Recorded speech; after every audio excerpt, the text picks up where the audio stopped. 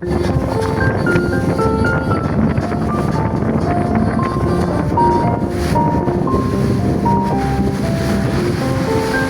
карточка всего юго-восточного побережья Крыма. Храм святителя Николая, он же храм Маяк. Святитель Николай считается покровителем моряков и путешественников, поэтому и храм выполнен в таком морском стиле в виде маяка. На фасаде у него как украшения висят якоря и корабли. Также под храмом находится музей, посвященный катастрофам на море. Сам музей разделен на 8 комнат, каждая из которых отвечает за определенную морскую трагедию. Антураж музея изнутри выполнен в стиле затонувшего корабля. Ну и смотровая площадка в виде старомодного деревянного кораблика с большим красивым штурвалом тоже имеется. С нее, кстати, открывается вид на абсолютно все юго-восточное побережье. Вот мыс Амиганом расположен прямо перед нами, крайняя точка суши.